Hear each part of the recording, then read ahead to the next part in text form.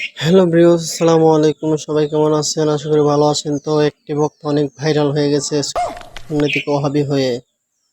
তো তাকে বলতে চাই, আব্বাসী হুজুরও চলে গেছিল থেকে ওহাবি হয়ে। তখন সে গদ্দি পেল না, সম্মান পেল না, আবার ফিরে আসলো নিজের রাস্তায়।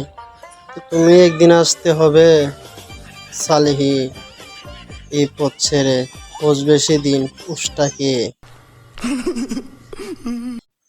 আমার উদ্দেশ্য হলো অন্য কোনো কথা নয়, তাকে নিয়ে একটি কথা বলতে চাই।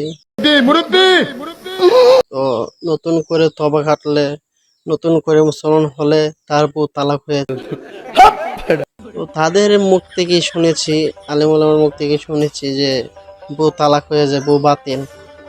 তো মোতালেব হোসেন সালিহের বউ তালাক হয়েছে, তার দায়িত্ব খেয়ে নিবে। আশা করি আমি অদম গুনাহগার আছি তার বউয়ের দায়িত্ব নেওয়ার জন্য। খালা হোক সমস্যা নাই, খালা সুন্দর তার সমস্যা নাই, দায়িত্ব নিব, এটাই বেটার। মোত্তালেব হোসেন সালেহী সাহেব, আপনার বউয়ের দায়িত্ব কেউ নিতে চাই না। হইতে পারে খালা, খালাই গলার মালা, সমস্যা নাই, আমি আছি। मारो मुझे मारो मारो मुझे मारो मारो नहीं ये मजाक हो रहा है एक सेकंड यार আমি নিব, আপনারা কি বলেন? খুশি নি? খুশি আর আমাদের জন্য দোয়া করেন।